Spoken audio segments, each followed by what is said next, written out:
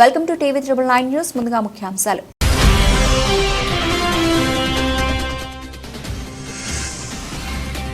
America మాజీ అధ్యక్షుడు Trump పై కాల్పులు, ఎన్నికల ప్రచారంలో ప్రసంగిస్తుండగా దుశ్చర్య.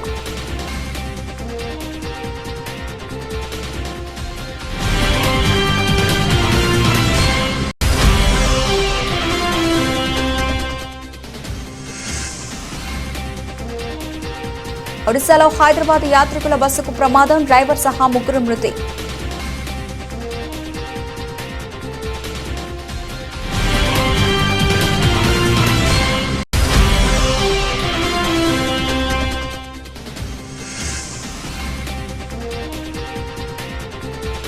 తిరుపతికి చేరుకున్న అమరావతి రైతుల పాదయాత్ర, రేపు మొక్కుల చెల్లింపు.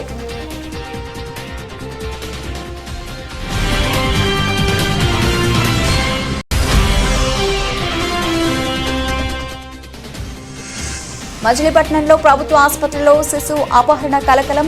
నర్సు వేషంలో వచ్చి తల్లి దగ్గర ఉన్న శిశువును అపహరించుకుపోయిన గుర్తు తెలియని మహిళ.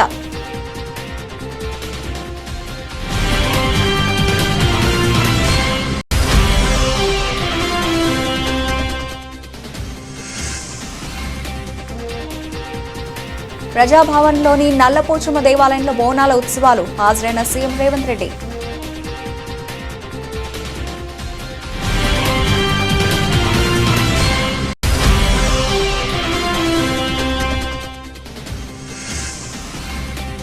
నూతన దంపతులు అనంత్ అంబానీ, రాధికాలకు ప్రధాని మోదీ ఆశీర్వదించి శుభాకాంక్షలు తెలిపిన ప్రధాని.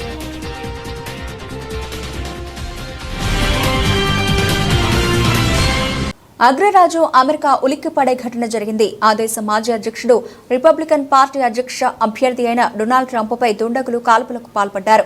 పెన్సిల్వేనియాలోని బట్లర్లో జరిగిన ఎన్నికల ర్యాలీలో ప్రసంగిస్తూ ఉండగా ఈ దుశ్చర్యకు పాల్పడ్డారు. ట్రంప్కు చెవి దగ్గర తీవ్రమైన గాయమైంది, తీవ్ర రక్తస్రావమైంది. బుల్లెట్ తగిలిన విషయాన్ని గుర్తించిన వెంటనే ట్రంప్ తాను ఉన్న ప్రదేశంలో కిందికి వంగారు. తక్షణమే అప్రమత్తమైన భద్రతా సిబ్బంది మాజీ అధ్యక్షుడికి రక్షణ కవచాన్ని ఏర్పాటు చేశారు. సీక్రెట్ సర్వీస్ ఏజెంట్స్ తక్షణమే ఆయనను హాస్పిటల్కు తరలించారు. ప్రస్తుతం ఆయన చికిత్స పొందుతున్నారు. కాగా ఈ ఘటనలో 2 వ్యక్తులు మృత్యువాతున్నారు. చనిపోయిన వారిలో నిందితుడు కూడా ఉండి ఉండొచ్చని పోలీసులు అనుమానిస్తున్నారు.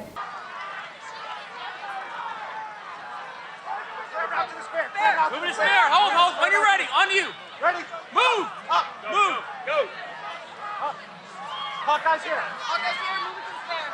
Spare, get ready. Spare, get ready. We ready? Shooters down. Shooters down.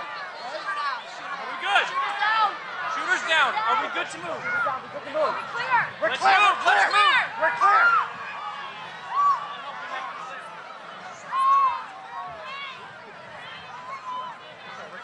Come on. Let me get my shoes. Let me get my shoes. I got you, sir. I got you, sir. Let me get my shoes, sir. Hold that in your head. It's bloody.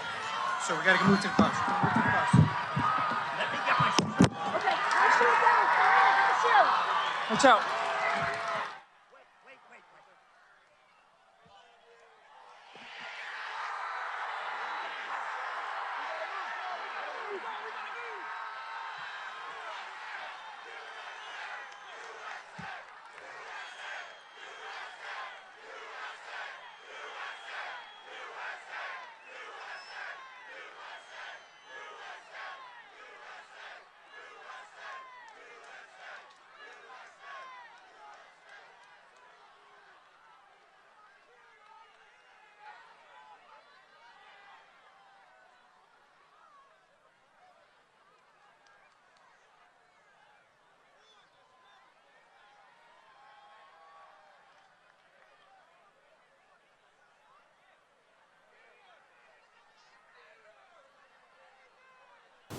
Hyderabad నుంచి ఒడిశాకు యాత్రికులతో బయలుదేరిన private travels bus ఒడిశాలో ప్రమాదానికి గురైంది.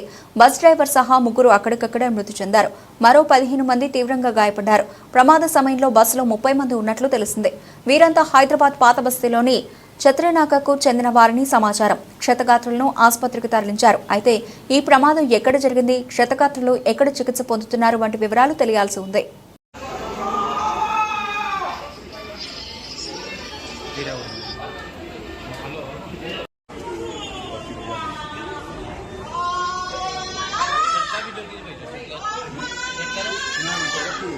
అమరావతి రైతుల పాదయాత్ర నిన్న తిరుపతికి చేరుకుంది. నేడు కాలిబాటలో తిరుమలకు చేరుకుని సోమవారం స్వామివారికి మొక్కులు చెల్లించుకుంటారు.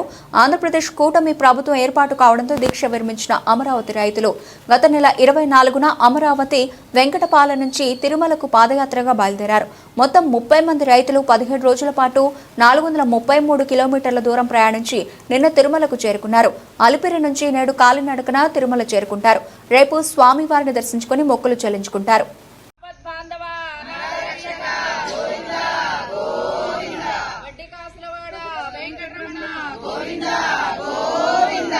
అమరావతి రక్షక, ఆంధ్రప్రదేశ్ పరిరక్షక, గోవిందా గోవిందా. జై అమరావతి, జై అమరావతి. న్యాయం గెలిచింది, ధర్మం గెలిచింది, ధర్మాన్ని కాపాడిన దేవాది దేవుళ్లకు, న్యాయాన్ని కాపాడిన న్యాయ దేవతలకు, ఆంధ్రప్రదేశ్ భవిష్యత్తును కాపాడిన ఓటర్ మహాశైలకు, ఆంధ్రప్రదేశ్ భవిష్యత్తును కాపాడిన ఓటర్ మహాశైలకు. కృష్ణా జిల్లా మచిలీపట్నంలోని సర్వజన ప్రభుత్వ ఆసుపత్రిలో 3 రోజుల శిశువు అపహరణ ఘటన కలకలం సృష్టించింది. నిన్న అర్ధరాత్రి గుర్తు తెలియని మహిళ నర్సు వేషంలో వచ్చి తల్లి దగ్గర ఉన్న శిశువును అపహరించుకుపోయింది. కాసేపటి తర్వాత లేచి చూసిన తల్లి బిడ్డ కనిపించకపోవడంతో కుటుంబ సభ్యులకు చెప్పింది. వారు పోలీసులకు ఫిర్యాదు చేశారు. పోలీసులు అప్రమత్తమై గంటల వ్యవధిలో శిశువుని గుర్తించి తల్లి చెంతకు చేర్చారు. నా పేరు స్వరూప అండి. నేను 9వ తారీఖున ఇక్కడ 9వ తారీఖు నైట్ జాయిన్ అయ్యాము. ఆపరేషన్ చేశారు. అయితే నైట్ ఏమైందంటే బాబుని వేసుకుని పడుకున్నాను. నేను వాష్రూమ్కి వెళ్దామని లేచేసరికి నేను పిలవకుండానే వచ్చింది. నాకు హెల్ప్ చేయడానికి వచ్చి నన్ను లేపింది. నేను వాష్రూమ్కి వెళ్ళి వచ్చేదాకా బాబు దగ్గర ఉండి ఇంకా నేను బాబు దగ్గర పడుకున్నాను. నిద్రలోకి వెళ్ళగానే ఇంకా బాబుని తీసుకుని వెళ్ళిపోయిందండి. ఆవిడెవరో కూడా మాకు తెలియదు.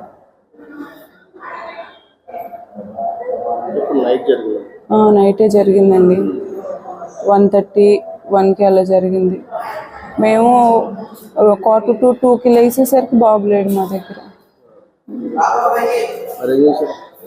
ఇంకా అలా మా నాన్న కింద ఉంటే మా నాన్నకి చెప్తే ఇంకా సెక్యూరిటీ వాళ్ళందరూ వచ్చి వెతికారు. మా బాబాయ్ వాళ్ళందరూ వచ్చి పోలీసులు ఫోన్ చేశారు.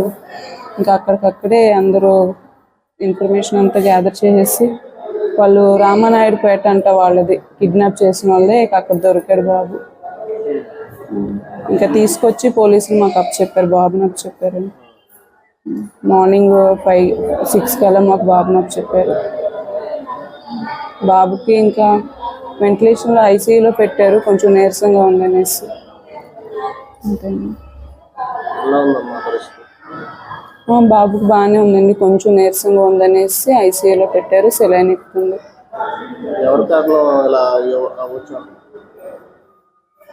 ఎవరు కారణమా అంటే మేము పడుకున్నామండి. సిబ్బంది కూడా ఉన్నారు అక్కడ, వాళ్ళు ఇన్ఛార్జి.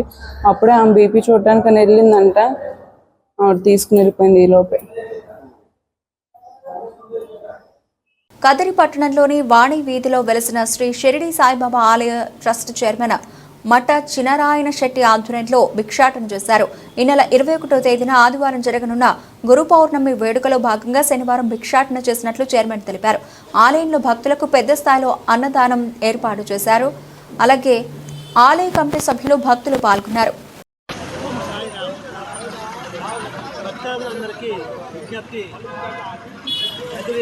పట్టణంలో వాణి స్ట్రీట్ యందు వెలిసినటువంటి బాబా మందిరంలో గురు పౌర్ణిమ మహోత్సవం చాలా వైభవంగా జరుపుతున్నాము. అందులో భాగంగా మొట్టమొదట ఈ దినం శనివారం రోజు భిక్షా కార్యక్రమం మొదలుపెట్టాము. బాబా వారి ఆజ్ఞ ప్రకారము భిక్ష కార్యక్రమంలో మొట్టమొదటిగా ఈరోజు భిక్ష ఊర్లో అంతా భిక్ష చేసి ఆ వచ్చిన భిక్షతో వండి ఆయన స్వయంగా వండి ఆ ప్రసాదాన్ని భక్తులందరికీ పంచేవారు. అదేవిధంగా మేము కూడా పురవీధుల్లో తిరిగి భిక్ష వసూలు చేసి ఆ వచ్చిన భిక్షతో ప్రసాదము తయారు చేసి అన్నదానం వచ్చిన వాళ్ళందరికీ ఎంతమంది అయినా రాని పొద్దున్నే 10 గంటల నుంచి సాయంత్రం 4 గంటల వరకు నిర్విరామంగా జరుగుతూనే ఉంటుంది. కాబట్టి భక్తాదులందరూ ఆ రోజు ఇచ్చేసి ప్రసాదాలను స్వీకరించి తీర్థ ప్రసాదాలు స్వీకరించి మమ్మల్ని ఆనందించవలసింది తర్వాత కొత్త బాబా కృపకు పాత్రలు కావాల్సిందిగా మిమ్మల్ని మరీ కోరుకుంటున్నాను. తిరుమల శ్రీవారి సుప్రభాత సేవలో ఆదివారం పలువురు పోలీసు అధికారులు దర్శించుకున్నారు. వీరిలో రాష్ట్ర డీజీపీ ద్వారకా తిరుమలరావు, కడప ఎస్పీ హర్షవర్ధన్ రాజు, రాజమహేంద్రవరం జిల్లా నూతన ఎస్పీ నరసింహ కిషోర్లు కుటుంబ సభ్యులతో కలిసి స్వామివారి సేవలో పాల్గొని దర్శించుకున్నారు. వీరికి ఆలయ అధికారులు స్వాగతం పలికి దర్శనం ఏర్పాట్లు చేశారు. దర్శనం అనంతరం ఆలయ రంగనాయక మండపంలో ఆలయ అధికారులు తీర్థ ప్రసాదాలు అందజేశారు.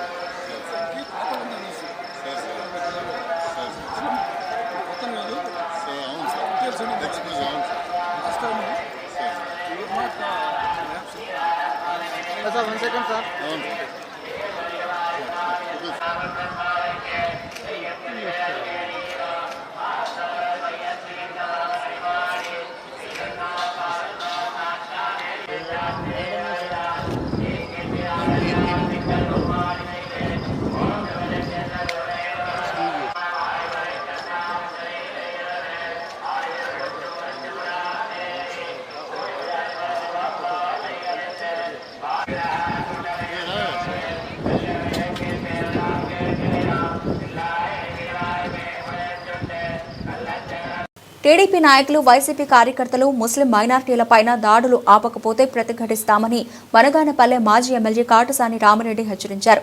శనివారం పట్టణంలోనే ఆయన మాట్లాడారు. ముస్లిం యువకులపై టీడీపీ కార్యకర్తలు అన్యాయంగా దాడి చేశారని ఆరోపించారు. పోలీసులు ఉన్నారని, అధికారం ఉంది కదా అని ఇష్టానుసారంగా ప్రవర్తిస్తే సహించేది లేదన్నారు. అలాగే కొనసాగితే ప్రజలే తిరుగుబడే రోజులు వస్తాయన్నారు. ఈరోజు మీ పార్టీకి ఓటు వేసినారు. మీకు అన్ని విధాలుగా ఈరోజు ఈ పార్టీలోకి సంపూర్ణమైన మెజార్టీ కూడా టౌన్ నుంచి కూడా టీడీపీకే రావడం జరిగింది. అయినప్పటికీ కూడా ఈరోజు ముస్లింలు యువకులు మీద దాడులు చేసి వాళ్ళను మరి భయభ్రాంతికి గురి చేసి ఇంకా భయపెట్టాలని చెప్పి ప్రయత్నం చేస్తూ ఉన్నారు. ఏదో ఒకరోజు ఖచ్చితంగా తిరగబడే రోజు కూడా అది త్వరలోనే వస్తుంది. కాబట్టి జాగ్రత్తగా ఉండండి. మీరు ఈరోజు ఈ ముస్లింలు యువకుల మీద ఎందుకు దాడి చేస్తూ ఉన్నారు? వాళ్ళు చేసిన పాపం ఎక్కడ? మరి ఈరోజు వాళ్ళు ఏదో ప్రశాంతంగా ఎప్పుడు కూడా మరి ఎంతోమంది ఎమ్మెల్యేలు వచ్చినారు. గతంలో నేను కూడా 2 సార్లు ఎమ్మెల్యేగా ఉన్నాను.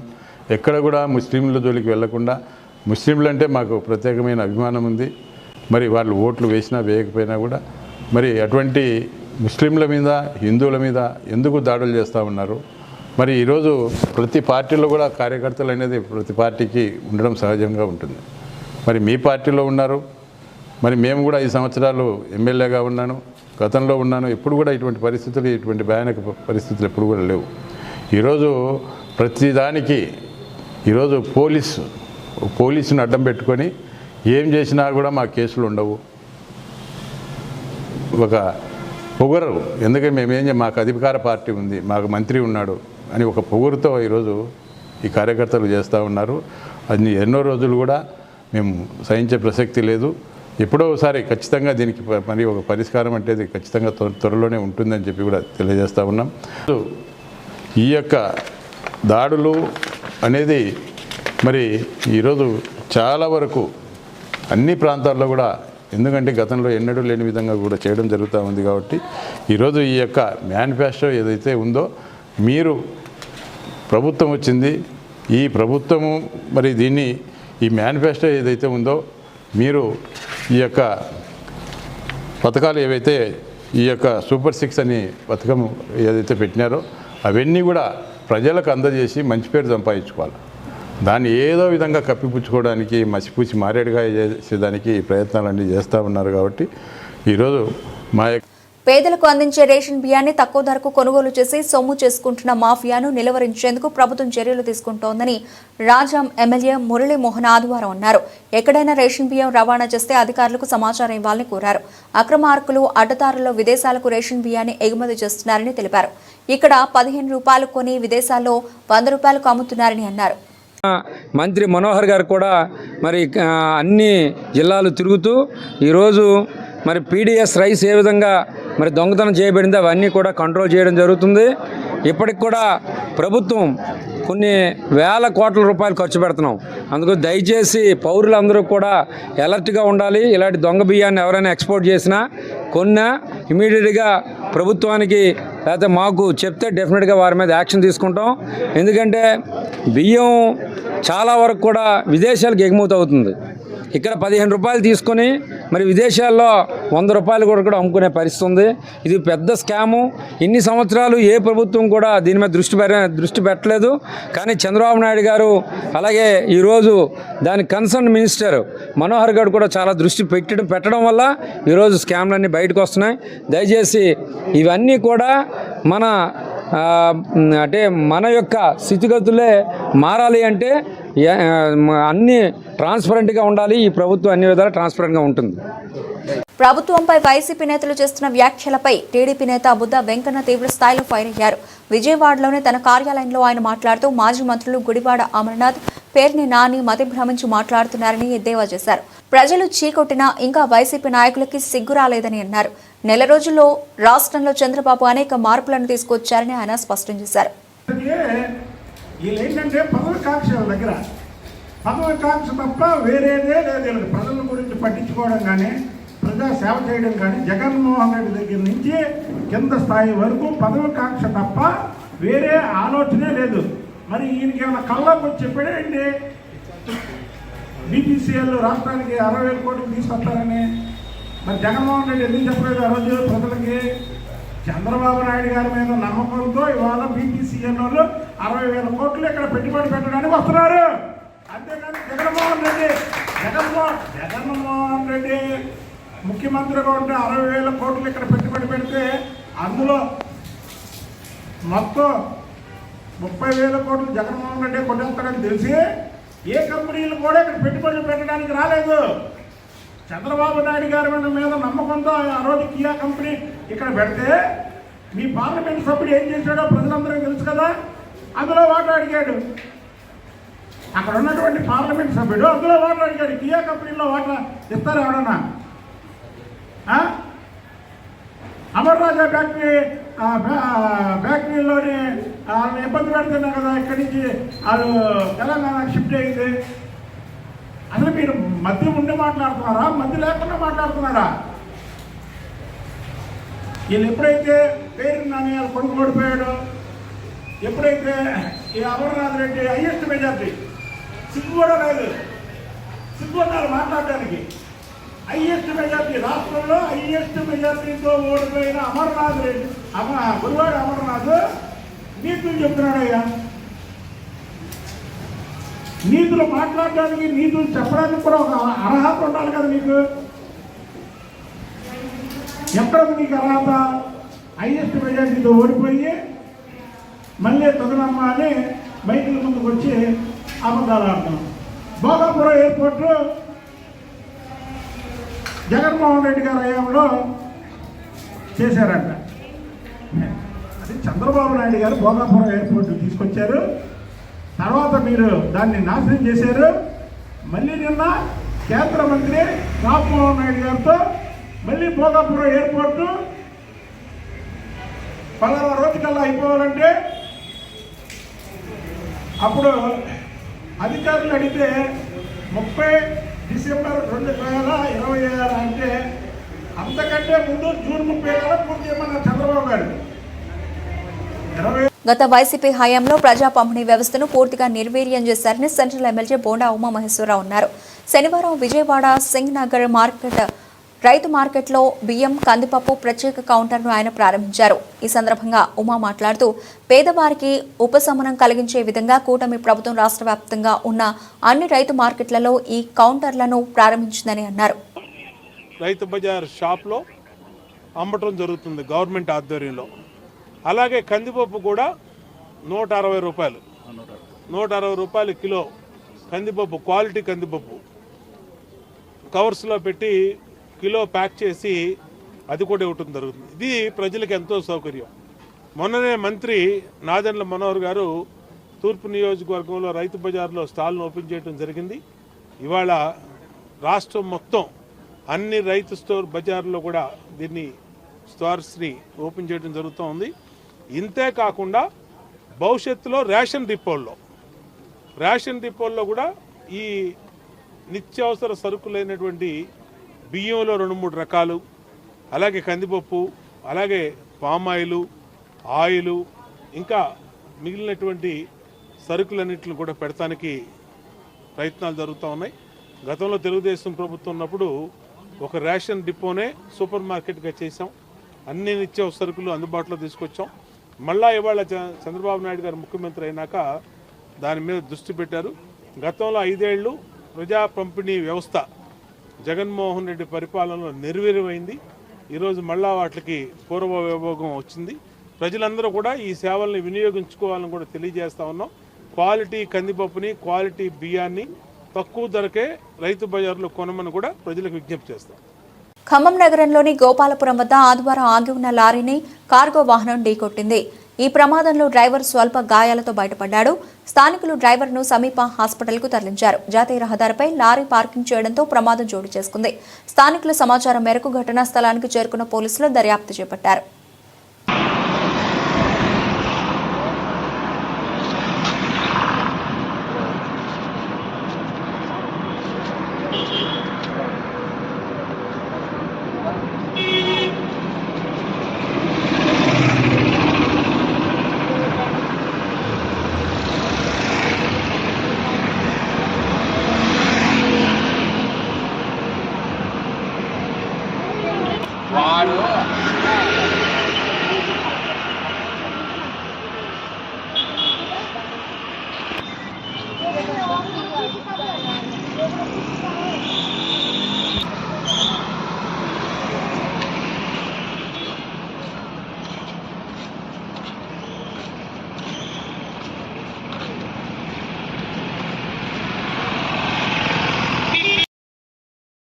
ఎడతెరిపి లేకుండా కురుస్తున్న వర్షానికి సింగరేణిలో బొగ్గు ఉత్పత్తికి అంతరాయం ఏర్పడింది. సత్తుపల్లి మండలం కిష్టారం ఓపెన్ కాస్ట్లో 5,000 టన్నుల బొగ్గు ఉత్పత్తి, 45,000 క్యూసెక్ మీటర్ల మట్టి తొలగింపు పనులకు అంతరాయం ఏర్పడగా సత్తుపల్లి జేవీఆర్ ఓసీలో 15,000 టన్నుల బొగ్గు ఉత్పత్తికి 90,000 క్యూబిక్ మీటర్ల మట్టి తొలగింపునకు అంతరాయం వాటిల్లిందని ఆయా ఓసీల పీఓలు ప్రహ్లాద్ నరసింహారావు తెలిపారు.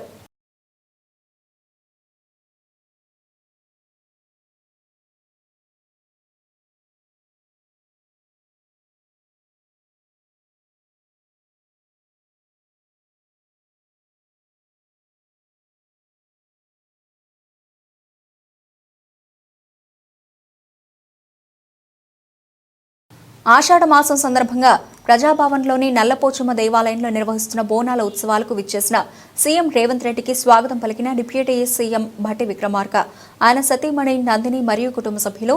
బోనాల ఉత్సవాలకు హాజరైన మంత్రులు పొన్నం ప్రభాకర్, దుద్దిళ్ల శ్రీధర్ బాబు, పొంగులేటి శ్రీనివాసరెడ్డి, కొండా సురేఖ, ప్రభుత్వ సలహాదారు వేమిరెడ్డి నరేందర్ రెడ్డి తదితరులు.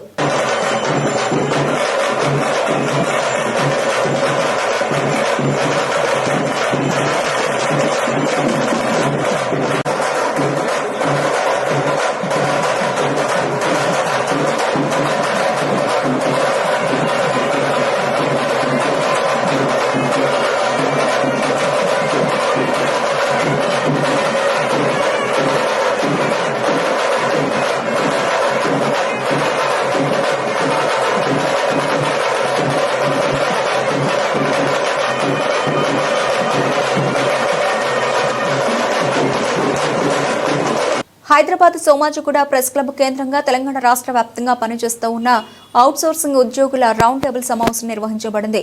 దానికి గాను టీజీఓ, టీఎన్జీఓ ఉద్యోగ సంఘాల నాయకులు ఏలూరు శ్రీనివాసరావు, మారం జగదీశ్వరరావు, రాజకీయ నాయకులు, మేధావులు, వివిధ సంఘాల నాయకులు పాల్గొన్నారు. ముఖ్యమంత్రి వెంటనే అవుట్సోర్సింగ్ ఉద్యోగుల యొక్క బ్రతుకులు మారాలంటే రెగ్యులరైజేషన్ ప్రక్రియ చేపట్టాలి అని సోమాజిగూడ ప్రెస్ క్లబ్ కేంద్రంగా డిమాండ్ చేయడం జరిగింది. వచ్చే అసెంబ్లీ సమావేశాల్లో రాష్ట్ర వ్యాప్తంగా పనిచేస్తున్న అవుట్సోర్సింగ్ ఉద్యోగుల సంబంధించిన కంటిన్యూయేషన్ జీవోలను ఇస్తూ అసెంబ్లీ వేదికగా బడ్జెట్ రూపకల్పన చేయాలని ముఖ్యమంత్రికి విజ్ఞప్తి చేస్తున్నారు.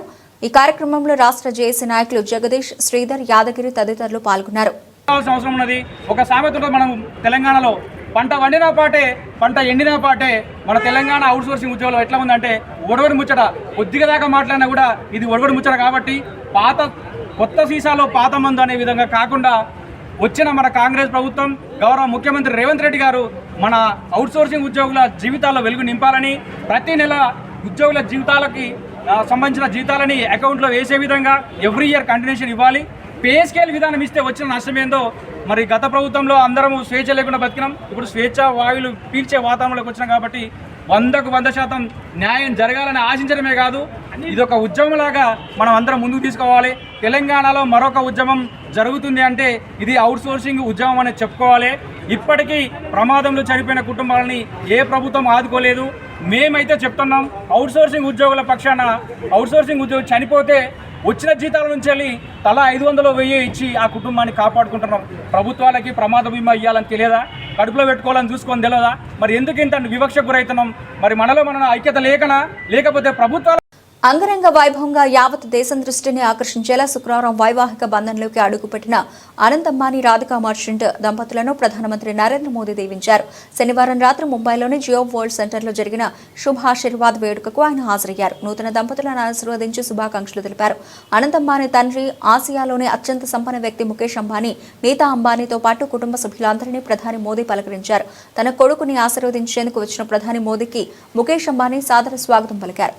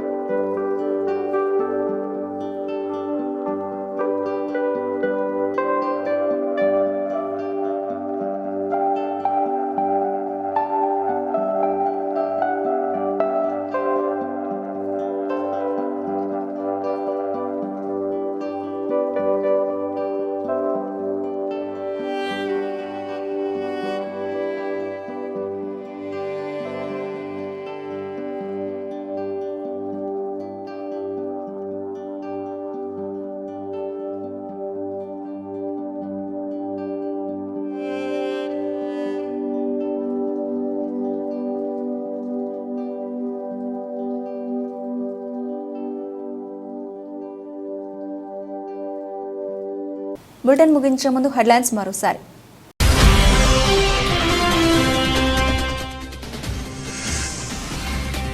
అమెరికా మాజీ అధ్యక్షుడు ట్రంప్పై కాల్పులు, ఎన్నికల ప్రచారంలో ప్రసంగిస్తుండగా దుశ్చర్య.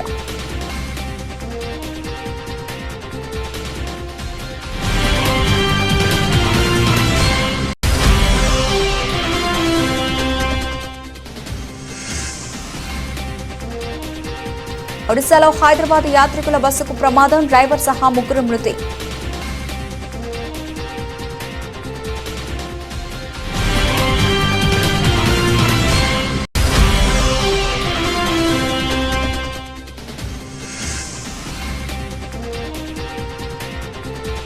తిరుపతికి చేరుకున్న అమరావతి రైతుల పాదయాత్ర, రేపు మొక్కుల చెల్లింపు.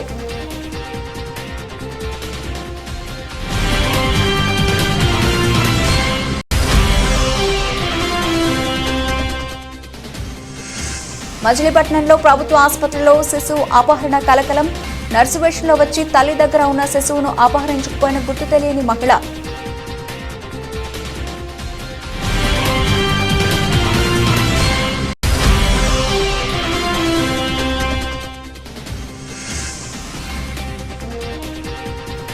ప్రజాభవన్లోని నల్లపోచమ్మ దేవాలయంలో బోనాల ఉత్సవాలు, హాజరైన సీఎం రేవంత్ రెడ్డి.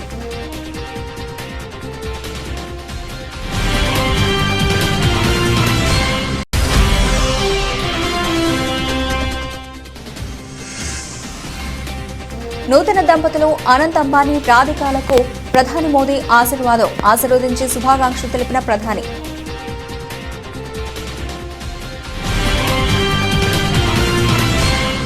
ఇవి ప్రవర్తన బులెటిన్ అప్డేట్స్. మరిన్ని అప్డేట్స్తో మళ్ళీ కలుద్దాం. అంతవరకు సెలవు. నమస్తే.